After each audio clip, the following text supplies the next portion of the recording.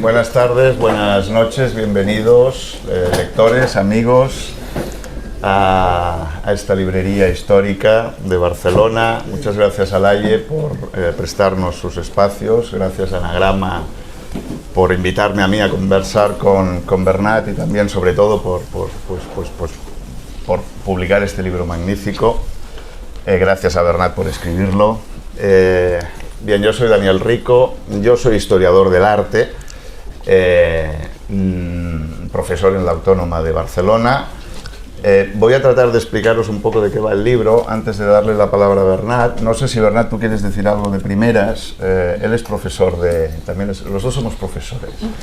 Él es profesor de literatura, aunque es filósofo, es también filólogo, profesor de literatura en la Universidad de Barcelona, y ha escrito sobre Borges, ha escrito poesía, y ahora nos ha sorprendido con este ensayo extraordinario, cultísimo y a la vez muy divertido.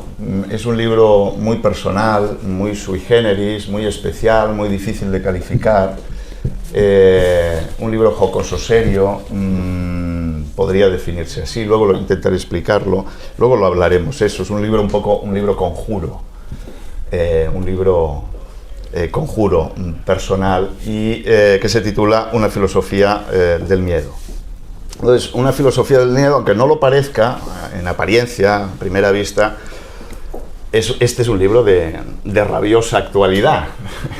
El miedo es, como sabéis perfectamente, pues es un sistema, un mecanismo, un dispositivo neurobiológico que está en nuestros genes, los genes al menos del reino animal, creo que del reino vegetal no. Y por tanto que nos persigue, lo tenemos ahí desde que nacemos hasta que morimos. En ese sentido es un tema que siempre ha de estar presente en nuestras vidas, está presente. Y luego también vivimos ahora mismo, en cierta manera, un retorno del miedo. Estamos permanentemente asustados. Tú usas una expresión que me gusta mucho. Hay un ambiente, un miedo ambiente. En el siglo XXI hemos entrado con miedo, acojonados, ¿no? Las Torres Gemelas. Ahora venimos de la pandemia. Parece que ahora estamos con la guerra, entramos en guerra.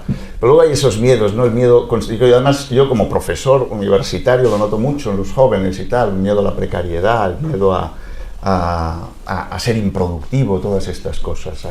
Estos días mismos estamos viendo cómo se invaden nuevamente los supermercados a buscar aceite y demás por miedo a que haya desabastecimiento por culpa de la huelga de los transportistas. Ayer leía o anteayer o veía en un telediario que los adolescentes en los institutos y demás, sobre todo chicas, empiezan a tener miedo a quitarse la mascarilla si se les ven los granos por vergüenza y este tipo de cosas, ¿no? Y vivimos rodeados de miedos, favorecidos además estos miedos pues por la prensa canalla de siempre, por las redes sociales, por esos intelectuales catastrofistas, las nuevas Casandras, etc. Tanto es un libro de actualidad. ¿Qué hace Bernat? Una filosofía del miedo, es decir, explica e interpreta el miedo. ¿Qué hace? Es un retrato. Yo digo, soy historiador del arte, me gusta utilizar símiles histórico-artísticos, ¿no? Retrata el miedo, pero no retrata el rostro del miedo, porque digamos que el miedo no tiene rostro, el miedo es un poco como el demonio, tiene 1000 caras y 1000 nombres, ¿no? Entonces, ¿cómo lo retrata? Pues retrata la personalidad del miedo, cómo funciona, cuál es el mecanismo de funcionamiento del miedo, cómo trabaja, cómo se viste, cómo se disfraza, cómo habla. Hay un capítulo muy bueno, un subcapítulo de la primera parte del libro que se titula, si no recuerdo mal, Psicofonías, donde el profesor de literatura analiza un poco el lenguaje del miedo. La palabra técnica que tú dices es hipolepsis, es el lenguaje interior, ¿no? El miedo, cuando tengo miedo escénico, empiezas a pensar cosas raras que te impiden hablar, que te impiden entender las cosas, etc. Cuando tienes una aprensión, una araña, ¿no? Me picará, en fin, ese rollo, ¿no? Que nos soltamos a nosotros mismos. Es muy, muy bonito. Entonces, él retrata, ya digo, la personalidad. Y la imagen resultante de este retrato, el cuadro, la representación, es, al menos a mí me ha parecido que la imagen que da del miedo es que el miedo común, el miedo normal, el miedo que llamas de Inmos es un cúmulo de pequeños miedos. Tú usas la palabra cúmulo, me parece, constelación, un enjambre de pequeños miedos, un mosaico de pequeños miedos. Entonces ese mosaico de pequeños miedos, ese cúmulo, esa constelación, yo no lo sé, no sé cuál es la razón de esta portada, pero digamos que esto es un retrato del miedo, ¿no? Puede ser un retrato del miedo, esta constelación, esta Vía Láctea, más bien Vía Nigra, Vía Fusca, Vía Antra, Vía Luctuosa, no lo sé, donde se define el miedo. Pero claro, esto es un cuadro abstracto, pero es este cúmulo, ¿no?, de pequeños miedos. Así explica el miedo Bernat. Y estos pequeños miedos se encarnan en acciones concretas, en sentimientos concretos que todos podemos distinguir y que lo que pasa es que muchas veces somos inconscientes de ellos, ¿no? Acciones pues como pequeñas acciones, ¿no? Evitaciones, postergaciones, excusas, silencios, ¿no? No voy a hablar porque a ver si hago el ridículo, se piensan que soy tonto. Sentimientos como la vergüenza, la timidez, el odio. El miedo es una fuente de alimentación de odio brutal. Falsas alarmas, aprensiones, que tenemos muchísimas a lo largo de la vida. Luego, elementos de carácter, ¿no? A ver, la hipocondría, el catastrofismo, el pesimismo, están alimentados, o el eje rector de esos caracteres lo construye en buena medida el miedo. Fantasías que nos inventamos, compensatorias o sustitutorias de la cruda realidad, ¿no? Como, y ahí hablas mucho tú en el libro muchas veces, en muchas ocasiones, un tema redundante, el de las fantasías, el más allá de las religiones, el cuento de las naciones, el cuento ideal, la ficción de las naciones, etcétera, ¿no? El ideal nacional de los nacionalismos, etcétera. Entonces, este cúmulo de miedos que se encarnan en este cúmulo de evitaciones, de acciones, de sentimientos, pues a esto sí que lo retrata con una imagen muy clara, siempre Bernat. El libro de Bernat es un cúmulo también de imágenes, de metáforas, es extraordinario, tiene una capacidad para un pensamiento figurativo brutal. Admirable, sorprendente, que a mí me ha dejado pues deprimido, claro, porque cuando uno tiene alguna aspiración, pues ve esto y dices, hostias, y yo que además soy historiador del arte, que me dedico a las imágenes. Entonces, a este cúmulo de pequeños miedos, a todos les da nombre, les pone nombre y les pone cara, y entonces es muy bonito ver cómo el miedo de repente lo define como un mago, ¿no? Que hace trucos de magia con nosotros, que nos embelesa, que nos engaña. Como el miedo en un momento determinado es un tábano, molestando por todos lados, ¿no? Un moscardón, cómo es un ladrón, cómo es un psicópata disfrazado de médico, este tipo de cosas. Bien, lo interesante también del libro es que el planteamiento, la forma de explicar todo esto, lo que diríamos en términos académicos, la metodología utilizada para explicar o para retratar de esta manera el miedo, pues es a través de una acumulación, una secuencia de partículas de miedo, ¿no? De teselas de miedo. Teselas de miedo con las que va construyendo este retrato del miedo, que en conjunto es abstracto, insisto, pero cada tesela, lleva incorporada una imagen muy precisa, muy específica. De modo que la forma y el fondo, el estilo y el contenido del libro, el tema y la forma de tratarlo, pues son más o menos iguales. Es un libro cúmulo, un libro constelación, un libro mosaico, que te permite leerlo por donde, casi puedes empezarlo por donde te dé la gana. Yo estos días lo he releído y lo he releído pues como me ha venido en gana, ¿no? Empezando por un lado, por el otro. Eso no quiere decir que sea un libro anárquico, es un libro mosaico, pero como las teselas de un mosaico no se colocan anárquicamente, dan un cuadro, por tanto la ordenación, la disposición no es arbitraria, y no lo es. No lo es por dos razones. Por un lado porque, a ver, el libro, es un libro lleno de subcapítulos, cada capítulo tiene muchos subcapítulos, pequeños capítulos, ¿no? Un libro casi de estampas. Esas estampas, esas acumulaciones, las teselas o las partículas de miedo se acumulan, temáticamente, ordenadamente.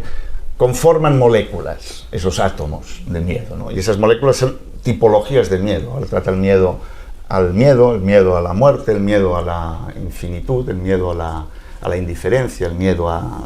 Son tipos de miedo, el miedo al cambio, el miedo al infinito, el miedo al desorden, la negación de la realidad, el papel que tiene el miedo en la negación de la realidad típica, como digo, de los idealismos, de las religiones, de los... En fin, este tipo de cosas. ¿No?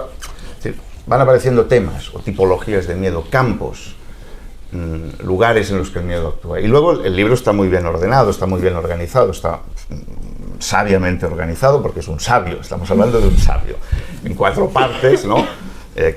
Cada una con sus 1000 apartados, pero 4 partes muy claras, ¿no? Donde se analizan pues, el miedo desde 4 perspectivas, o el efecto del miedo en 4 ámbitos de la existencia humana, que son, el primero, os lo resumo muy rápidamente para ahorrarle a él este tipo de cosas.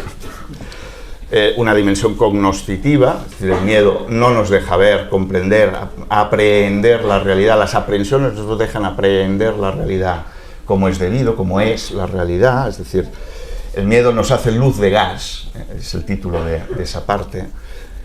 Una dimensión ontológica, que se titula Vivir me mata, que el miedo nos aparta del mundo, el miedo reduce nuestro potencial vital, el miedo nos incapacita al ser, ¿no? El miedo nos impide ser, nos impide vivir con plenitud, en plenitud, ¿no? Plenamente.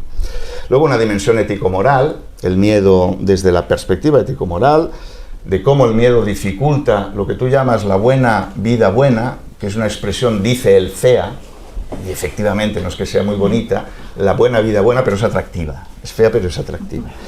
La buena vida es la vida feliz, la vida buena es la vida bondadosa. Es decir, una vidorra buena, también podría ser. No, pero... es decir, el miedo nos hace infelices, sin duda alguna. Y luego la dimensión política, evidentemente. El miedo nos aliena, el miedo nos aparta de la sociedad, el miedo nos aísla, y el miedo sobre todo nos hace que nos sometamos servilmente a los deseos del predicador de turno, ¿no? Sea del tipo que sea, predicador religioso, teológico, político, como dices tú. Bien, además de un retrato del miedo y de una filosofía del miedo, pues es un alegato, es una invitación, y esto es importante, es uno de los ejes rectores del libro también, una invitación a superar, a la acción. No diría superar el miedo porque entonces suena mucho a autoayuda, luego hablamos, si acaso, de lo que tiene de autoayuda este libro. Es una invitación a la acción, y lo es desde el principio, ¿no? Desde las primeras citas, las citas que encabezan el libro, que son 4, que van de Lucrecio a Marina Garcés. Leeré una que me gusta especialmente, muy cortita. Otra en respuesta al hijo que decía tener la espada corta, le replicó, pues añade un paso, si tienes la espada corta, añade un paso. Son citas todas ellas que invitan a la acción. Hay que no superar el miedo, que eso es imposible. El miedo, una de las cosas que deja muy claras Castaing, es que el miedo es necesario, y inevitable y necesario, es un sistema de alarma, como sabemos todos, ¿no? Lo que pasa es que no se trata tanto de esquivar el miedo como de aprender a aprovechar, a conocerlo para aprender a aprovecharlo. Es decir, sobre todo, diciéndolo en términos económicos, nos explica cómo nos explica el miedo para que sepamos,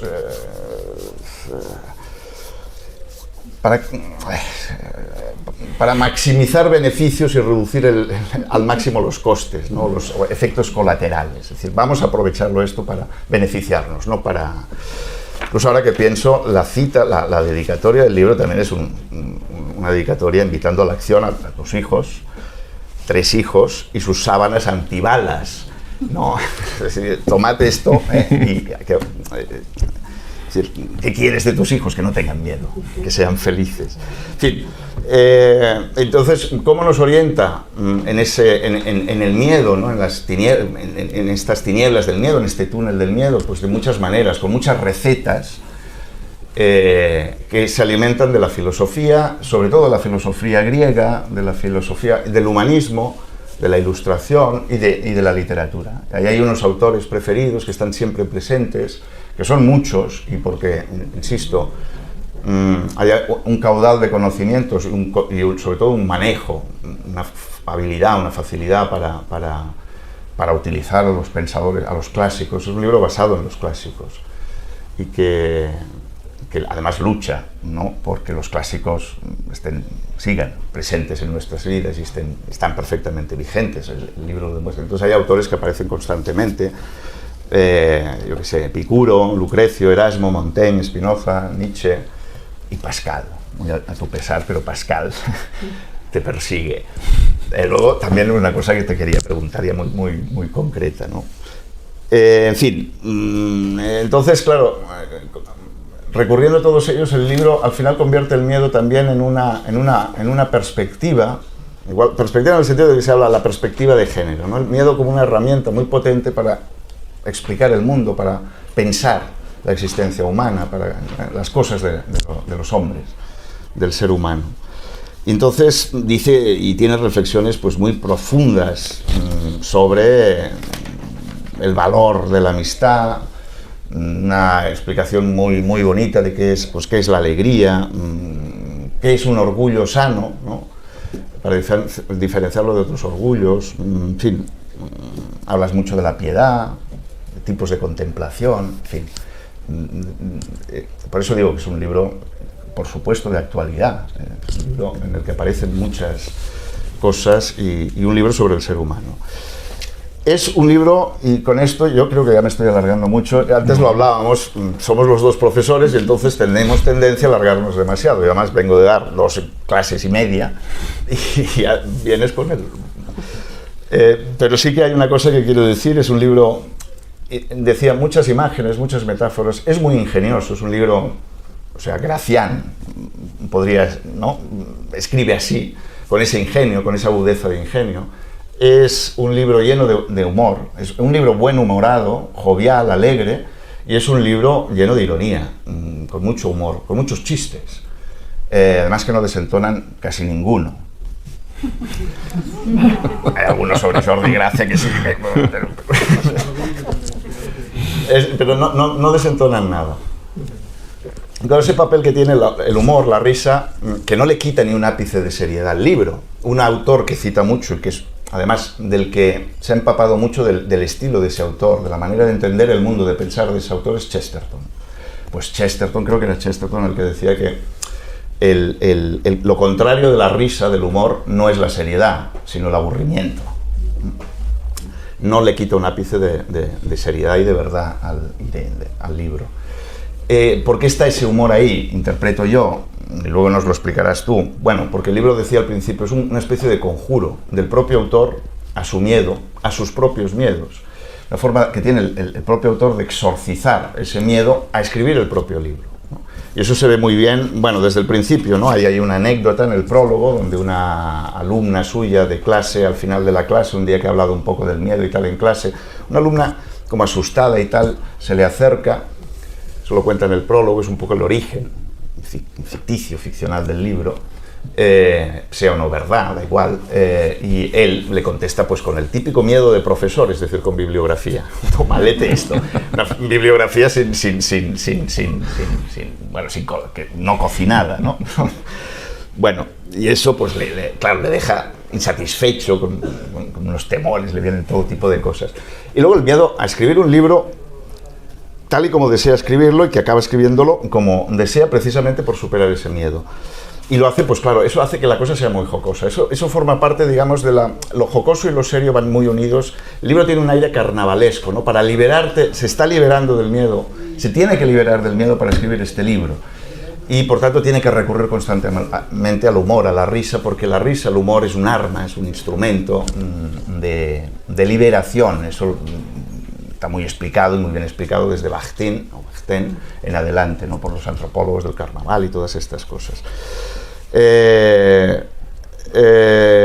Por eso al humor le tienen tanto miedo los sacerdotes del terror, ¿no?, de los sacerdotes, de los predicadores, los dictadores, los tiranos, ¿no?, que no han querido nunca que hubiese humor en su entorno, a no ser que fuese en forma de bufón, humor controlado.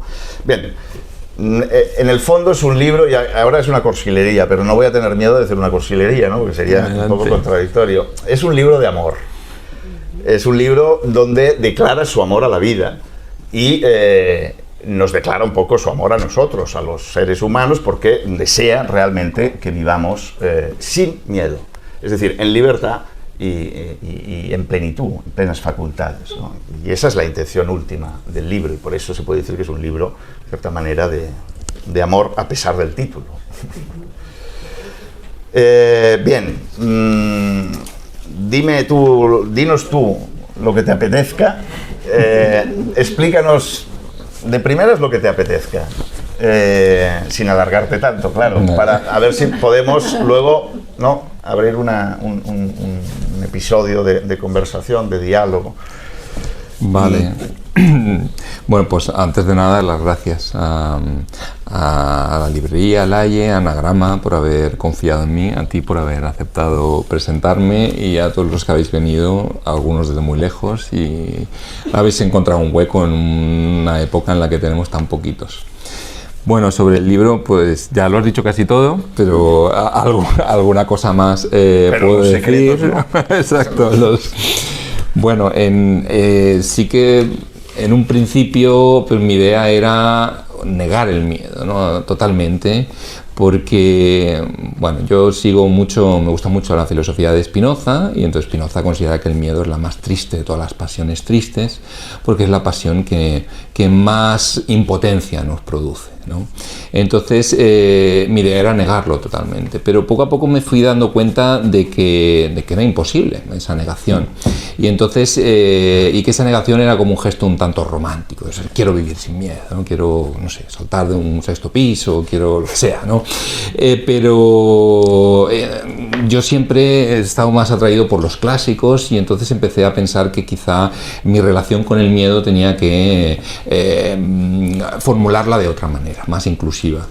Entonces cogí un clásico, ¿no? Es una parábola que utiliza Kant en el prólogo de la Crítica de la Razón Pura. Es un único momento en el que se entiende un poco lo que dice. No, es broma. Simplemente habla de una paloma. Dice que la paloma, cuando vuela y nota la resistencia del aire en sus alas, piensa que en el vacío volaría más rápido o volaría mejor. Pero indica Kant que en el vacío es imposible volar, que esa resistencia no solo es una resistencia, sino que es la condición de posibilidad del vuelo. Entonces, a partir de ahí, dice, bueno, tened cuidado, que todo aquello que nos sentimos como un límite y nos duele, en verdad es a su vez una condición de posibilidad. Entonces, esto, por ejemplo, Borges lo hace genial, hace un perímetro de lo que es la condición humana y dice, nos duele la mortalidad, pero imaginaos si fuésemos inmortales, la vida sería un infierno.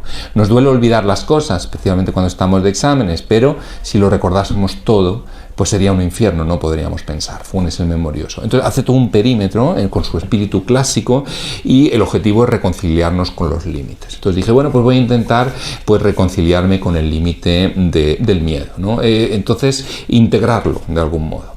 Hay un refrán africano que me hace gracia, que dice que es mejor tener a 10 rinocerontes dentro de la cabaña mirando hacia afuera que tener a 10 fuera pero mirando hacia adentro. Entonces dije, bueno, pues vamos a meter el miedo dentro, lo vamos a domesticar y que nos haga un poco que nos sirva de vía, ¿no?, que es lo que decía Daniel.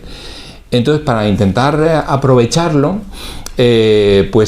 intenté integrarlo, como pensé, este libro sería, ojalá, ¿no?, tuviese más vidas, pero podría integrarlo con otras pasiones, porque en verdad el miedo sí que aparece como un sistema de información y de motivación, ¿no? Es decir, nos da información muy rápidamente y muy efectivamente a veces, y además de informarnos de que algo no funciona, pues nos hace actuar muy rápidamente. Entonces, de algún modo, ese miedo bueno, digámoslo así, ese miedo no patológico, es necesario conocerlo, integrarlo y aceptarlo, igual que la tristeza, ¿no? La tristeza también es un sistema, forma parte de este sistema, y nos informa de que hay algo que no funciona en nuestra vida, de que hay algo que produce una cierta sensación de insatisfacción y de algún modo nos insta a actuar. De un lado están estas pasiones negativas que son útiles y de algún modo hay que aceptarlas, lo que pasa es que siempre hay que superarlas. Si el miedo no produce acción, pues produce melancolía, caemos en un estado de melancolía. Si el miedo no produce acción, pues caemos en un estado de angustia. pero en esto no solo están estas pasiones tristes, están también las pasiones alegres, ¿no? Las pasiones alegres también nos informan de que algo va bien y nos produce placer y nos insta a seguir actuando en esa dirección. Entonces somos como un rumba. A mí me gusta mucho la imagen del rumba. Somos como un rumba que hemos sido programados con un algoritmo para mí es epicúreo, que es el algoritmo de buscar el placer no en un sentido exclusivamente físico, sino también espiritual, colectivo, etcétera, etcétera. Hay que ahondar ese significado para entenderlo bien, y entonces chocamos contra cosas y buscamos otra dirección. Entonces desde pequeños estamos. El problema, por ejemplo, me hace gracia los gatos cuando se suben al rumba, perdóname que estire demasiado la imagen, pero pues sería la imagen. En casa tenemos un gato sin pelo, que parece un engendro de la naturaleza, y pensando en Desmond Morris, en el mono desnudo, pues el ser humano es una especie de engendro, ¿no?, que se ha subido en el rumba y lo ha descoyuntado. Ese es el problema, que a veces el miedo normal y las pasiones alegres y tristes de Spinoza, que en verdad sirven para movernos, pues las hemos un poco, las estropeamos, ¿no? Y entonces nos damos golpes contra todas partes y lo hacemos mal. Entonces se trataba un poco, por mi parte, de intentar pensar solo una parte de todo ese sistema. Lo bonito sería, en verdad es lo que propone Spinoza de algún modo, que Spinoza niega totalmente lo que son las pasiones negativas. Y yo en este sentido, pues después de ver una película como Inside Out, ¿no?, donde juegan, ¿no? No solo por eso, ¿no?, había leído algunos libros, pero esa película captaba muy bien la idea de que no se trata solo de buscar las pasiones alegres, como nos propone el positivismo tóxico, ¿no?, de así tardo capitalista, sino que se trata también de ver cómo se entremezclan y simplemente ver qué información nos está dando, ¿no? Escuchar si es tristeza o es miedo, nos está dando una información interesante. Bueno, entonces, por eso, en principio, este es un libro que tenía que formar parte de muchas otras cosas, pero como en los años que vivimos, pero en verdad siempre, ¿no?, el miedo está muy presente, pues bueno, decidí centrarme en esto. Ahora, si tuviese tiempo, pues haría lo mismo con la tristeza, con otras cosas, aunque acabaría repitiendo muchas cosas, claro. Entonces, bueno, de un lado eso. Del otro lado, pues es un libro sobre el miedo, pero evidentemente el objetivo no era hablar del miedo, el objetivo era conseguir el valor. Para que el término valor, no me gustaba una filosofía del valor, me parecía como, es un término de un lado que me parece que es capturado por muchos discursos, y el concepto del valor normalmente lo tenemos un concepto muy físico, es el valor físico del guerrero, muy masculino, no sé, me parecía que era fácil caer en un discurso bueno, con el que no me sentía cómodo. Entonces preferí ir por esta vía más negativa, de ir en contra del miedo para conseguir otro valor. Lo que sí que tenía claro es que tenía que escapar de términos como cobarde, valiente. No me gustan esos términos que lo que hacen es encerrar a las personas en un carácter. Parece que dicen, no, este es un cobarde, este es un valiente. Eso encierra a las personas, y yo lo quería presentarlo era como una dinámica. Y eso va a otro tema que tú me has tratado, es que es una filosofía, pero es una filosofía práctica, no es autoayuda. Porque eso me mata. No, ya lo sé que no lo es, pero evidentemente es muy fácil caer en... No es fácil. Autoayuda es, a ver, o lo es todo o es un género muy específico que no... No, porque... Pero tú planteas unos ejercicios espirituales. Sí, eso era esencial. Bueno, el problema es, pone una filosofía y la gente tiene miedo a este término porque la filosofía pues, ha sido vapuleada y secuestrada y disfrazada durante miles de años, digámoslo así, y entonces no dice lo que quiere decir, ¿no? Yo tenía un profesor que recomendaba invertir los términos, en vez de hablar de filosofía, que es un término pues, que ya se ha fosilizado y que se ha mal usado en demasiadas ocasiones, hablar de sofofilia, que suena un poquito más perverso, un poquito más desautomatizado, y le devolvía además el primer plano, la pasión, ¿no?, la filia, que eso es otra cosa. Yo no lo entiendo como pasión, como amor, sino como amistad. Pero bueno, la cuestión es que, claro, en el mundo clásico la filosofía no era exclusivamente teórica como lo es hoy, ¿no? Entonces un día la gente piensa, bueno, un libro, filosofía del miedo, pues es una teoría sobre el miedo. Yo no quería hacer una teoría sobre el miedo. De eso quería escapar, porque pensaba, como en el mundo clásico, que lo principal era, la filosofía era lo que se llama una soteriología laica. Eso quiere decir una doctrina de la salvación sin Dios. Entonces lo que de algún modo era que cumplía unas funciones que luego adquirió la religión, pero que en ese contexto no tenía la religión. La religión tenía las funciones de, digámoslo así, de gestionar la economía hombre-Dios. Es decir, se hacían unos sacrificios, los dioses se portaban bien o perdonaban, y entonces era una cuestión más bien externa. En cambio, lo que era la interioridad de la persona, y esto lo estudia muy bien Pierre Hadot, que es un historiador de la filosofía que me interesa mucho, lo que era la intimidad estaba sobre todo tratada por la filosofía y la política. Si leemos, por ejemplo, las vidas de filósofos ilustres de Diógenes Laercio, lo que nos encontramos es que en esas vidas hay historias que luego aparecen en el Evangelio. Un joven rico escucha predicar al filósofo cínico Crates y después de escucharlo arroja todo su dinero al mar y lo sigue, adopta su vida filosófica. Una joven, Hiparquia, escucha predicar a Crates nuevamente, pero hay otros muchos casos, y quiere seguirlo y llevar una vida filosófica con él. Él intenta convencerle de que no, va a verlo por la noche, se desnuda, le dice, si quieres seguirme, este será tu hábito. Y ella se desnuda y dice, vamos, te quiero seguir. Entonces hay un montón de historias de conversiones, hay historias de confesiones, hay historia. Entonces todo ese ámbito estaba en la filosofía y en la política. Había también conversiones políticas. Era muy habitual entre los 12 y 13 años, pues había como una especie de conversión política. Marco Aurelio habla de ello, y entonces Marco Aurelio a los 12, 13 decide dormir en el suelo, se hace vegetariano, se hace estoico, y bueno, es una especie como de visión, de iluminación para él.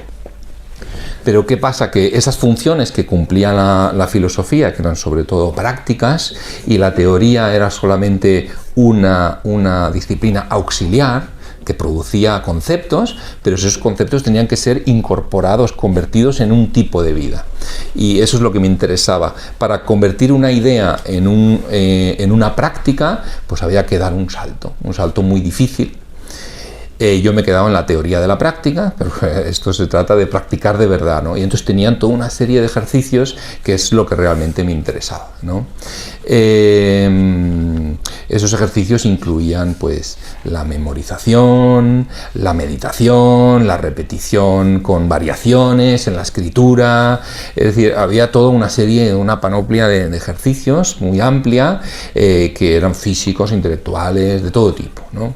Entonces, ¿qué pasa? Que cuando llega la época del cristianismo, el cristianismo se hace con todo ese acervo de prácticas interiores y entonces convierte a la filosofía en una especie de disciplina auxiliar. Una disciplina auxiliar puramente teórica que lo que hace es generar conceptos teológicos para que a posteriori defienden lo que la fe ya acepta a priori, ¿no? Entonces, claro, durante 1000 años o más de 1000 años la filosofía cumple esa función y es totalmente expropiada de esas otras funciones que eran sus verdaderas funciones. ¿Qué pasa? Con el humanismo sí que los humanistas intentan recuperar eso y intentan devolverle a la filosofía su elemento práctico, y los ensayos de Montaigne son ejercicios, son ejercitaciones de parresía o desvergüenza, de duda, es decir, es toda una serie de ejercitaciones. Lo que pasa es que la filosofía lleva demasiado tiempo bajo la férula, digámoslo así, de las universidades y de la teología, y sigue, vuelve, digámoslo así, a recaer en la tentación de la teoría. Sí que hay algunos autores que intentan volverle a devolver la cuestión práctica, Nietzsche y otros, pero vaya, la verdad es que incluso hoy en día, cuando oímos filosofía, no nos imaginamos a alguien intentando cambiar su vida mediante ejercitaciones filosóficas, literarias, sino que nos imaginamos a alguien pues leyendo un libro de Hegel, subrayándolo, ¿no? Entonces, a mí me interesaba también convertir este libro en ese sentido. ¿Qué pasa? Que cuando se produce una cierta secularización de la sociedad, pues nos encontramos con que queda ahí un ámbito vacío. Se retira la religión en muchos ámbitos y el ámbito de la intimidad ya no lo gestiona la religión, y entonces llegan, digámoslo así, la autoayuda, llega la psicología positiva, que es un poco perversa. Hay toda una serie de elementos que con diferentes intereses se quieren hacer, claro, con la gestión de la intimidad. La misma Margaret Thatcher, recordaréis que dijo que el capitalismo en verdad no buscaba un cambio político, sino que buscaba un cambio de las almas de las personas. Entonces hay elementos religiosos, políticos, simplemente, pues digámoslo así, sistémicos, que intentan hacerse con eso.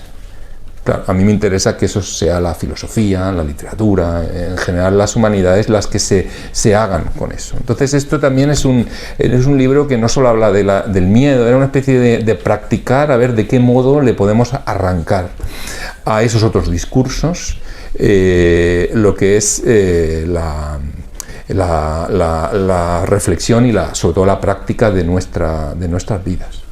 Por eso...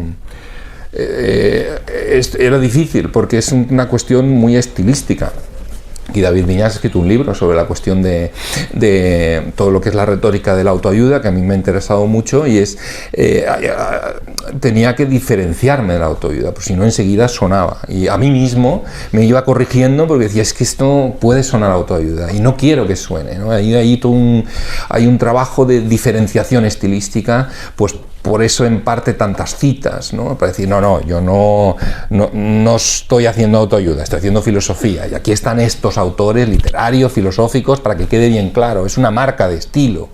Y otros elementos como el humor, por ejemplo, o la insistencia en lo que es la politización, porque si un efecto tiene negativo la autoayuda es que es una especie de captura capitalista de estos discursos, que lo que busca de algún modo es privatizar nuestros problemas, atomizar la sociedad, responsabilizar al individuo y sobre todo invisibilizar el origen político de muchas de nuestras, no de todas, pero sí de muchas de nuestros problemas, ¿no? Por ejemplo, la precariedad.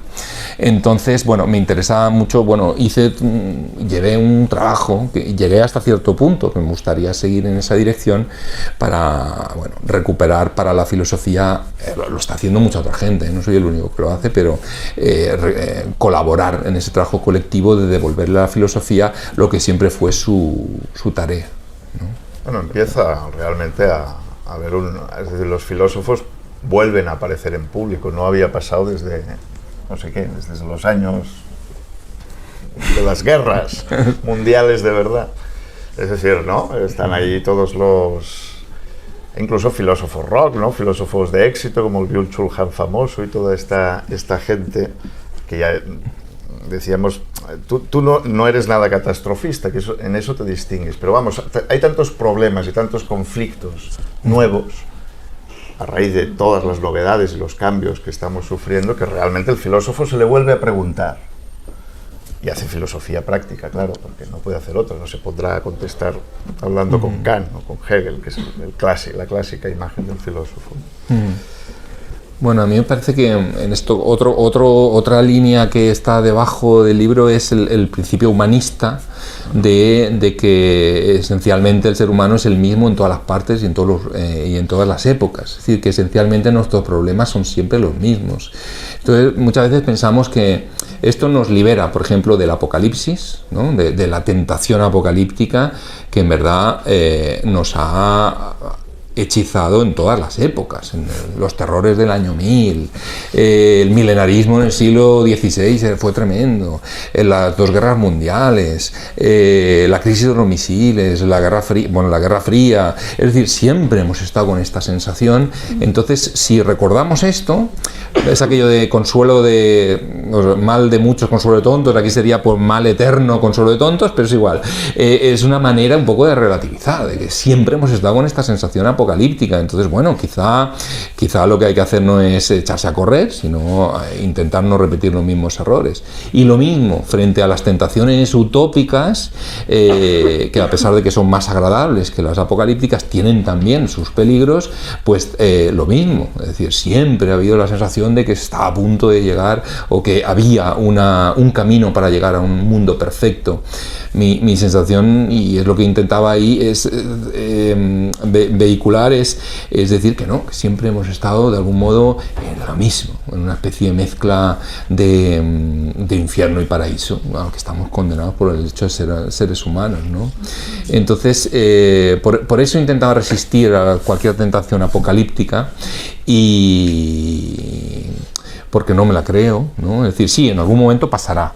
A lo mejor ahora tiene que pasar, pero es muy improbable que después de miles de años nos tenga que tocar justo a nosotros, ¿no? Es improbable. Sin contar que, bueno, es simple, es un argumento un poco débil, pero... Sí, no, da igual. Pero es lógico. Hay más, pero no. Es sentido común. Y bueno, por eso. Y luego, sí. No, nada. Yo te iba a preguntar, ¿tú crees que ahora hay miedo? ¿Se vive miedo en estas sociedades acomodadas que son las nuestras, ¿no? Son las sociedades más seguras. Claro, hay más miedo que... Yo no sé si hay más miedo que antes o no, pero no tenemos mecanismos para calcularlo, ¿no? Es decir, es muy difícil. No crees en la sociología del miedo, tampoco los sociólogos del miedo y eso. Bueno, sí, pero herramientas no hay herramientas para comparar si hay más miedo que en el año 1000 hoy en día. Me parece que es difícil, porque a lo mejor ahí no existía el miedo a una guerra nuclear, evidentemente, en el año 1000, pero había otros miedos, por ejemplo, los miedos al infierno, a ir al infierno. Entonces, eso es un seguro que... Pero, sí. No, pero la cosa era más bien en las sociedades muy seguras, ¿no? Muy acolchadas, muy apoltronadas. Seguramente tienen miedos a salir. Ahora se dice mucho con lo de los móviles, ¿no? La gente se olvida el móvil y tiene miedo. Ahora la Fura de los Baus estaba haciendo ahí un espectáculo nuevo, otra vez, para asustar a los jóvenes con... Creo que el objetivo es este, a que salga, que se quiten o sea, que vean un demonio de verdad, en cuerpo presente, de cuerpo presente. En fin, no sé si sí, hombre, la seguridad provoca miedo, es decir, sí, un tipo de miedo, ¿no? De un lado están, yo creo que los miedos objetivos y luego los miedos subjetivos, y el umbral del miedo va cambiando. Y evidentemente en unas sociedades en las cuales pues quizá hemos estado más protegidos, nuestro umbral del miedo pues es más estrecho, ¿qué se dice? ¿Estrecho o más ancho? Lo del umbral siempre me lío. Bueno, es diferente, ¿no? Es decir, que sentimos nuestra alarma, digámoslo así, salta más rápidamente. De un lado eso, pero también son discursos un poco, a veces está detrás una tentación un tanto nostálgica y reaccionaria, porque en verdad sí que hay un miedo, por ejemplo la precariedad. Yo ese miedo pues lo conocí de algún modo en la universidad, ¿no? En ese pequeño via crucis, el cursus honorum, ¿no? de pasar los años de precariedad de los asociados que lo pasan mal, pero en cualquier otro trabajo. Es decir, la precariedad realmente es un miedo que está ahí, y que yo creo que sí que hay toda una generación que está subiendo que lo está sufriendo de verdad. Entonces, ahora se añaden viejos miedos clásicos como el de la guerra nuclear, que bueno, han venido a ayudar un poco a distraer, pero bueno, en verdad ese otro miedo es importante. Y luego hay otros miedos de que parecen de baja intensidad, pero que son importantísimos, ¿no? Por ejemplo, está la cuestión del miedo, el miedo a lo real, el miedo a... Pues Lovecraft dice, no hay nada a lo que tengamos más miedo que a lo desconocido, o tenemos miedo a los fantasmas, o a las cosas que no existen y nos dan miedo, pero en verdad lo que realmente tenemos miedo es a la realidad, en el sentido de que hay una pulsión casi, yo creo que natural, ¿no? Hacia el idealismo, y luego además esto está reforzado por toda una serie de discursos culturales o religiosos o políticos, que es que tenemos la idea de que tenemos una serie de ideas que consideramos que son más verdaderas, más reales que la propia realidad, y que nos llevan a odiar nuestra propia realidad porque no se parecen a esas ideas. Está el chiste que a mí me gusta mucho del niño que va a ver a un sacerdote y le dice, padre, si hay más allá, hay menos aquí, y que capta muy bien el hecho de que ese idealismo vacía ontológicamente la realidad. Entonces, en verdad, nuestro problema no es tanto creer en fantasmas y en cosas que no existen, sino nuestro problema es no creer en la realidad, en lo que es real, porque eso que es real pues lo rechazamos, lo odiamos e incluso vivimos con miedo de que no se parezca a lo real. Y esto pasa en todos los ámbitos, no solo en el ámbito religioso, en el ámbito político, en el ámbito individual. Tenemos una serie de ideas, seríamos más felices en otro lugar, con otra persona, con otros amigos, tal, y eso nos lleva a odiar nuestra propia realidad. Entonces, me parece que ese miedo, que no depende tanto de coyunturas sociales, coyunturas históricas, es un miedo esencial, ¿no? y que de algún modo está en todos los momentos. Bueno. Oye, tú antes lo comentabas, el ejercicio literario, habla un poco de eso, ¿cuáles son? ¿Cómo se relaciona el libro con la literatura? Porque es una cosa importante, lo has dicho, tienes un estilo muy particular, muy divertido, muy chestertoniano, no sé si te gusta eso, sí, pero con muchos quiasmos, juegos de palabras, inversión de frases que te hacen pensar, ¿no? Yo quería elegir, se lo decía él antes cuando nos hemos visto, quería elegir un párrafo para que vieseis un poco la calidad y lo potente que es, pero es que no sé cuál elegir. No sé cuál elegir, son demasiado buenos todos. Cuéntanos, la relación con la literatura, has hablado de la relación con la psicología, sí, con la filosofía, Sí, pues con la literatura hay una relación que para mí es estructural y está relacionado con lo otro, y es que para mí está la filosofía con sus ideas, y decía, ahí está la práctica, ¿no? Entonces, ¿de qué modo puedes convertir una idea incorporarla en una forma de vida? Pues a mí me parece que es la literatura, es como una enzima. Hay médicos en la sala, entonces voy a decir una tontería, pero bueno, es una especie de enzima, digámoslo así, que coge la idea y la convierte en otra cosa. Esa es mediante la literatura, mediante la cual las ideas son incorporadas, porque la literatura nos permite recordar mejor las cosas, nos permite, pues, encarnarlas en narraciones que se parezcan a nuestra existencia. Es decir, esto se hacía en la antigüedad, la literatura era el modo en cómo se convertía una idea en una práctica. Entonces, claro, yo quería no solo hablar del miedo, quería de algún modo mostrar de qué modo la literatura podía convertir esas ideas contra el miedo en una vivencia sin miedo.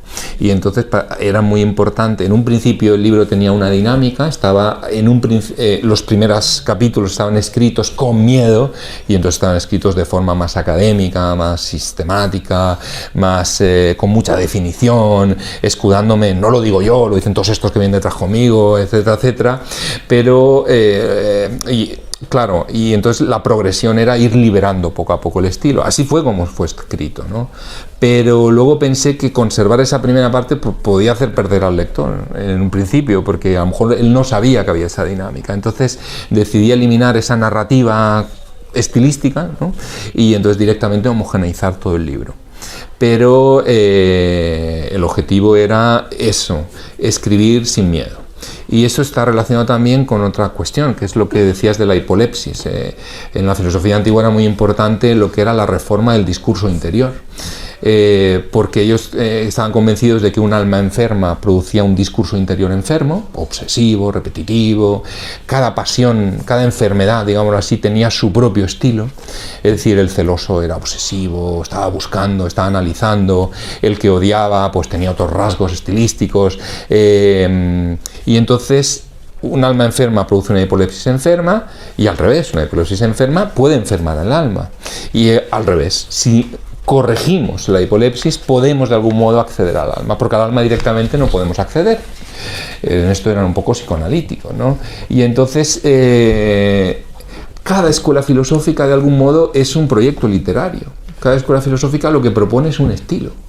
Los escépticos consideraban que nuestra enfermedad era el dogmatismo, entonces tienen una serie de herramientas estilísticas, y no solo estilísticas, digamos, no solo es una cuestión de forma, sino también de contenido, con los que buscaban reformar nuestra manera de pensar.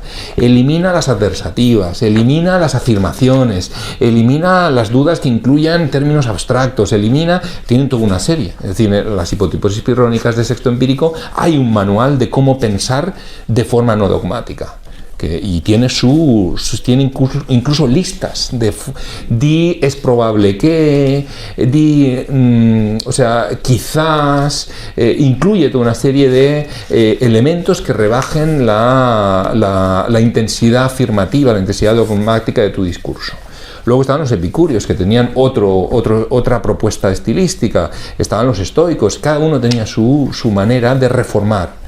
Entonces, claro, yo no me adscribo a una escuela en particular, aunque estoy muy cercano al epicureísmo por su materialismo, pero sí que intentaba pues mostrar de qué modo se puede pensar o escribir sin miedo, ¿no? Entonces quería hablar del miedo, pero sin miedo, ¿no? En ese sentido hay una especie de desfase, digámoslo así, que es que el tema es el miedo, pero el estilo, el contenido es el miedo, pero la forma es una forma, no me gusta decir valiente, es decir, una forma a la contra del miedo, por lo menos. Entonces, bueno, por eso.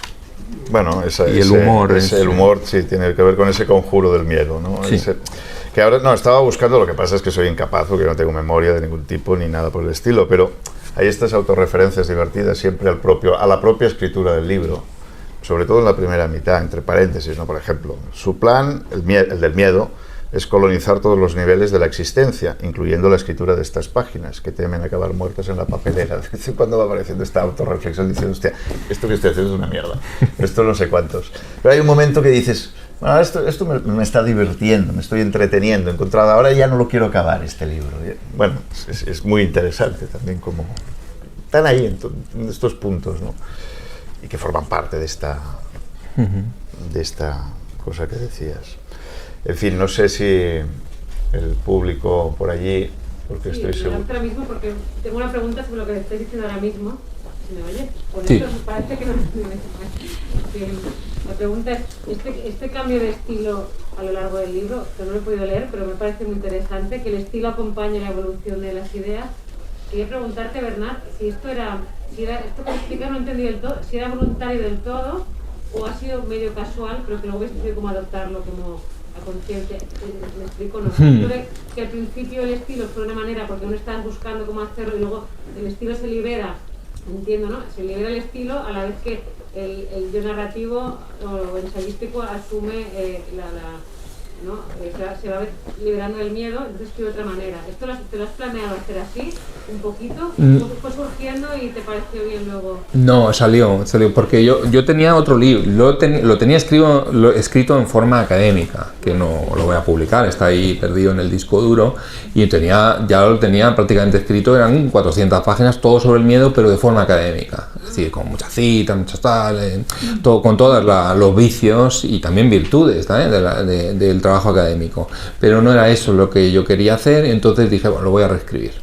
Y entonces lo dejé de lado, sí que lo tenía en mente, pero no lo utilicé, no utilicé ni una sola página de ese texto, y entonces empecé a escribir. Pero al principio realmente no me quitaba eso, porque realmente yo ya llevo años, ¿no?, escribiendo textos académicos, y los textos académicos pues no son solo un estilo, son también un espíritu, y especialmente los más jóvenes que hemos vivido con las acreditaciones, ANECAS, las revistas indexadas, y que de algún modo se ha ido impregnando ese miedo. Y entonces me costaba soltar, la verdad. En eso me ayudó mucho un amigo, Cristian, que está por aquí, Cristian Esroy, que me iba diciendo, no, le iba enviando 15 páginas, y él me iba diciendo, aún no, cambia esto, pon más primera persona, tal, pero tampoco quería caer en un texto confesional o así de autoficción, no es mi naturaleza, no hubiese estado cómodo. Entonces sí que las primeras 80 o 90 páginas todavía fueron escritas en un estilo intermedio entre lo académico y lo que buscaba, y luego más o menos a partir de las 90 o así empecé a sentirme más cómodo y dije, pues suéltate, y ya escribí el libro de esa manera. Y ahí es donde dudé de dejar esas primeras páginas para que se diese la progresión y hacer una especie de narrativa con el estilo, o sea, como de liberación, pero finalmente no lo hice y reescribí las primeras páginas y lo homogeneicé todo. Lo igualé todo, pasé el rodillo. Empezar a leer y digo, yo no lo veo serio, ¿no? O sea, lo veía bastante fluido. Entonces, no, es que volví a escribir toda la primera parte. O sea que la segunda versión en la que a mitad te diste cuenta, igualaste como el segundo. Exacto. El primer libro quedó en un cajón. Sí, está en un cajón. Ya no saldrá de ahí. Es un libro cultísimo, pero perfectamente inteligible, claro, muy pulcro. No hay ni una sola rata, ya sé que es cosa de editores, pero los editores siempre están las pruebas que lee el propio. Utiliza el punto y coma, que no lo hace nadie ya. También gramaticalmente es muy pulcro, muy sutil. Y es verdad, eso sí que es armarse de valor, tener escrito un libro académico y dejarlo a un lado, olvidarse de él y volver a escribirlo, el libro, en un estilo en el que no te atreves. Los académicos, en general, somos un poco propensos a hacer ese libro de ensayo, no nos atrevemos por defecto profesional y por muchas cosas, ¿no? Y es verdad que un libro académico no lo puedes reconvertir en un ensayo de este estilo, lo tienes que volver a escribir, y eso, ya te digo, mucho valor, valentía, ¿cómo era? No, es toda una virtud, porque uno no tiene tiempo, ¿no? Para hacer esas cosas, escribir un libro 2 meses. Por allí. Yo te quería comentar dos cosas. Uno, que me ha gustado mucho de tu libro, algo ya ha quedado claro que muy objetivo no puedo ser. Yo estaba ahí asistiendo al nacimiento. No, uno, de verdad, una cuestión que encuentro a faltar mucho en el ensayismo actual es que pincha la dimensión propositiva. Es decir, como decía Mariana Garcés, llevamos unas décadas con un discurso metacrítico, vale, sabemos muy bien detectar los reversos oscuros del ámbito de la cultura, pero precisamente donde por lo general hacen agua los ensayos es cuando tienen que proponer. Y precisamente en tu libro eso no sucede. Precisamente la dimensión propositiva, por la sombra de Chesterton, por el humor, por todas estas cuestiones, está ahí bien articulada. Y la otra cuestión que te quería comentar era que, claro, en realidad tu libro no es solo un libro sobre el miedo, es un sistema filosófico. En la medida en que revisas el epicureísmo, revisas la noción de alegría, resitúas el epicureísmo, le das dimensión política, y eso me gustaría que nos hablaras de cómo nos vamos a centrar en el miedo, pero no es solo un libro sobre el miedo. El miedo atraviesa todo el libro, pero en realidad construís un sistema filosófico, lo que tampoco es usual en la filosofía contemporánea. Sí, lo del sistema, normalmente la idea de sistema la concebimos en términos modernos como una especie de principio del cual surge todo lo demás, y de algún modo es un modo de pensamiento que hemos rechazado y superado, en parte yo creo que afortunadamente, porque tenía implicaciones pues de corte político que podían ser peligrosas, aparte de que me parece demasiado reductivo, ¿no?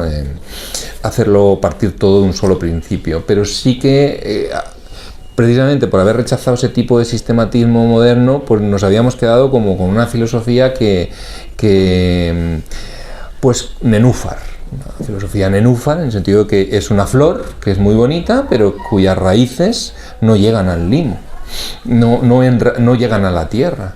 Entonces faltaba toda la parte de la cognoscitiva, de la ontología, que era como que eso ya no se podía tocar. Entonces eran filosofías sociología, filosofía ética, filosofía, pero que no buscaban el sistema, en el sentido de no de hacerlo partir todo de un solo principio, pero sí de pensarlo todo, porque tenemos derecho a pensarlo todo.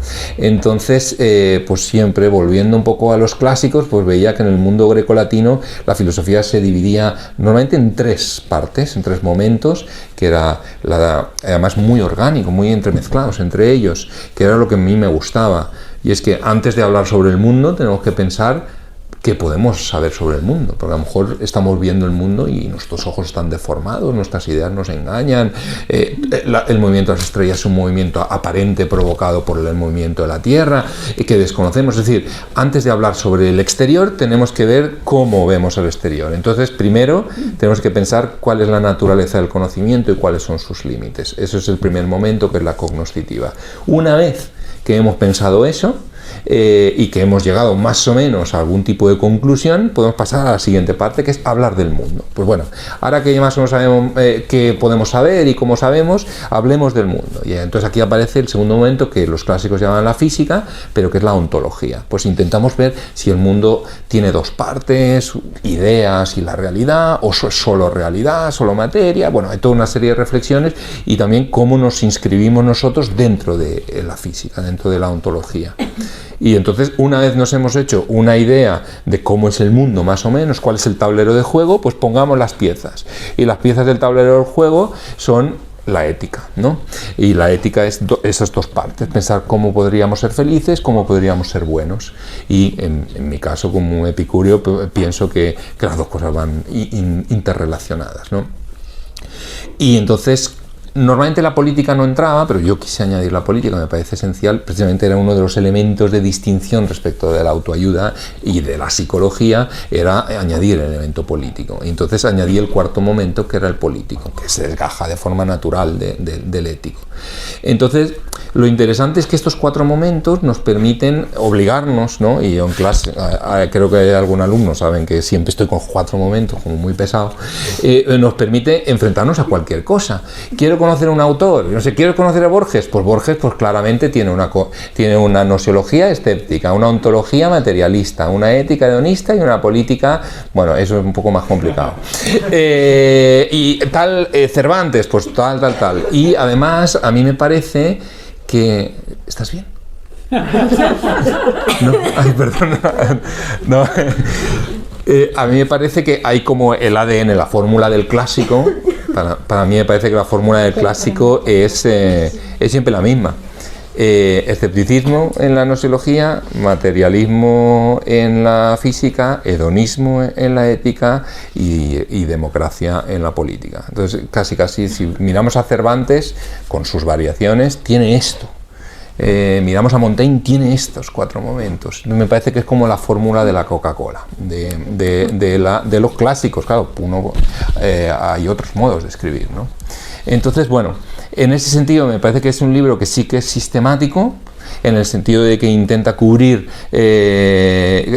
todos los ámbitos del pensamiento, pero no es sistemático en el sentido moderno, porque no intenta hacerlo partir todo de un solo principio, ¿no? Entonces, en ese sentido sí. Y sobre la cuestión propositiva, pues claro, era esencial. En verdad el libro tenía que tener como dos partes, pero ya no me dio tiempo. Era primero describir el miedo y luego ejercicios de superación del miedo. Que además que mi idea era también hacerlo para los niños, ¿no? Es decir, y los pobres niños han tenido que sufrir alguna vez experimentos sobre esta cuestión. Entonces, pero claro, no me dio tiempo a hacer la división y entonces lo integré. Pero claro, la parte propositiva es lo esencial, ¿no? Es decir, es realmente cómo liberarse. En ese sentido, bueno, seguía Lucrecio, ¿no? Lucrecio, que dice que el miedo es el aguijón invisible que lo infecta todo lo demás, y hay que quitar ese aguijón. Por eso, no sé. Pues qué pena que no hayas escrito esa parte segunda, porque me ha sonado muy interesante. Además, utilizando los hijos, eso lo hacía Darwin, ¿no? Que cogía a sus hijos, lo ponía, uno pegaba a una azucena, otro a otra flor. Entonces, tú cuando pasa una abeja, apunta no sé cuánto. Un uso maravilloso, supongo que muy beneficioso para ellos. En fin. ¿Qué más? ¿Quién se anima? ¿Hay discípulos por aquí, dice? Bernard.